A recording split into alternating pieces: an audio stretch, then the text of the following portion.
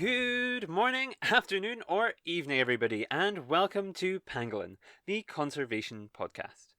I'm your host, Jack Baker, and thank you for joining us on the show dedicated to amplifying the underappreciated, underexamined, and incredible conservation stories that inspire me, and I hope will inspire you too. And this season, we are celebrating the land of the lemurs. So last episode, we were joined by Lucia Rodriguez Valverde, who is the director of the Lemur Conservation Network, and we introduced ourselves to the world of lemurs and some of the issues that they face. On today's show, I am joined by conservationist and artist Jessie Jordan, and she's going to give us a brief introduction to Ranomafana National Park, and we're going to take a moment to appreciate the incredible work of Centre ValBio and conservation hero Patricia Wright. Please make sure and check out Centre ValBio and Jessie's information in the description of this episode. It's all really, really interesting, and some of her artwork, all of her artwork, I should say, is incredible and beautiful and amazing. And by having a look at it and supporting it and buying it, you can support her incredible work and the work of these organisations. And yes, you'll learn a lot more about that in next week's show, but I thought I'd highlight it now just as a little extra. But the reason you'll hear about it in next week's show is because we'll be diving a lot deeper with Jessie and two of her colleagues, Diamondra and Hery, and they are going to be talking about tourism and how, in the world of the pandemic, they've adapted to bring conservation to their local community. So not just to the world, but also to those people who live round about them as well. And it's really, really interesting. So that's next week's show. Make sure to subscribe so you don't miss out on anything that we've got going on. You can follow us on your podcast streaming service of choice or on social media at Pangolin Podcast on Twitter, Instagram, and Facebook. So enjoy what Jessie has to say today and listen to her kind of introduction to Ranomafana.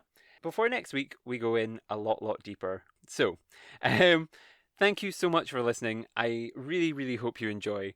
And yes, thank you for joining us as we explore the land of the lemurs.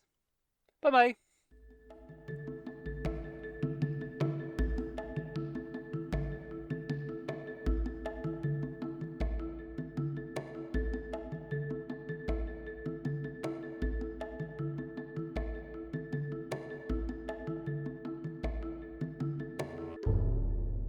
I don't know if anyone else, any other of your guest speakers are talking a little bit about Ranomafana, but I just wanted to give a little bit of background.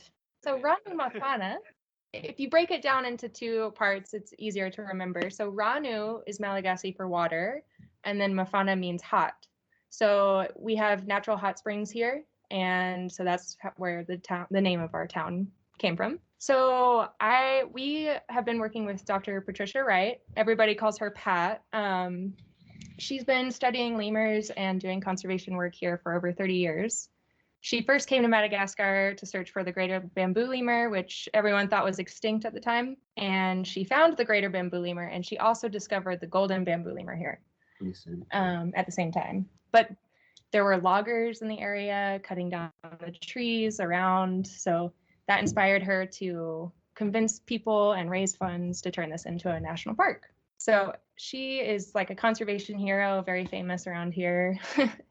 And she founded the research station, which is Centre ValBio. And you'll hear a lot of people refer to it as CVB. That's just like the name that comes naturally. So CVB is Centre ValBio. And people from all over the world come to do research or conservation work. So it's a really cool place. If you find yourself in Madagascar and you want to get involved with conservation, you should come to Centre ValBio.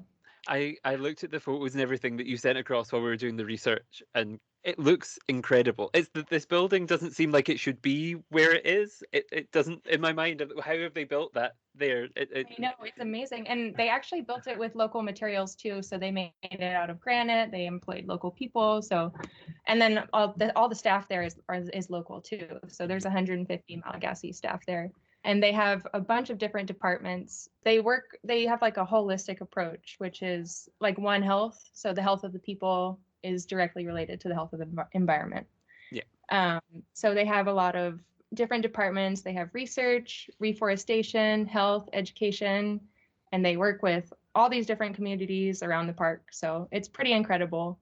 And I was the one who got to like find these stories and put them on social media and do the reports. So that's been really fun documenting all these things that people do over the past couple of years.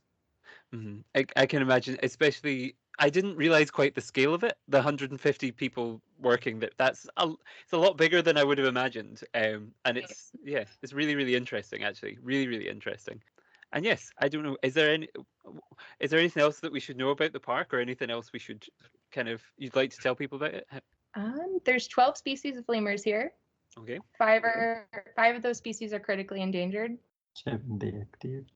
7-day active. I don't know. There's just a lot of animals and plants here that are amazing. And if you can't come to our virtual tour. Yes, that's. But I when think borders do open, come to Madagascar. It's an amazing place. They have a saying here: once you drink the water, you'll come back. So.